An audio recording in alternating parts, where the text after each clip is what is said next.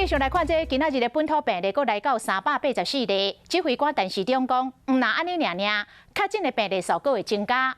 医师黄高斌认为安尼是好的。伊讲，这个感染的人数增加，对防疫有正向的效果。因为大部分的Omicron的确诊者拢是轻症，若是未过的病毒，再过来自这个预防社体内的抗体会维持更加久。另外，这个轻症伫厝内底隔离这个措施，讲定案了后会找管区先来试办。外界是批评讲，拢已经火烧尻川啊，要来试办，应该爱赶紧来采用，莫阁等咯。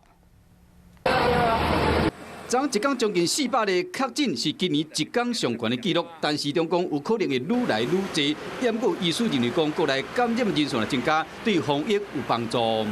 利用这个 Omicron 它的症状比较轻微的时候，我们很多人感染的这种情况之下，那在产生抗体。那一般目前最新的资料已经显示，假如说有感染过再打疫苗的话，它的抗体的延续的时间会比较久一点。黄国斌讲，只要一天无超过1万例确诊，也是出现大量的重症患者，边境防疫措施有可能4月底检疫变7天。境外移入的民众，或者是我们本土的民众，他病毒的这种消除的这种时间来讲，假如说可以相对的缩短的话，就这个检疫的时间就可以相对的缩短。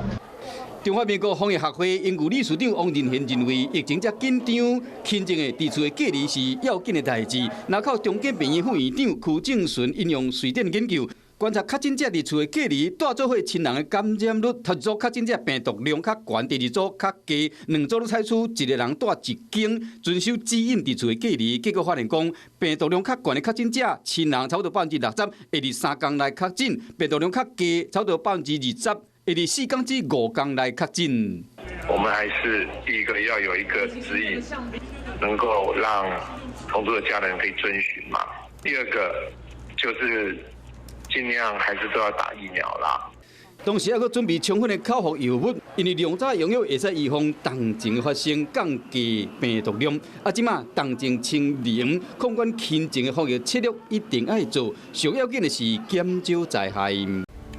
我是陈雅玲，想要跟我一起从零掌握天下事吗？赶紧按下华视新闻 YouTube 频道的订阅按钮，开启小铃铛，跟我一起探讨公共议题，给您最专业的华视新闻。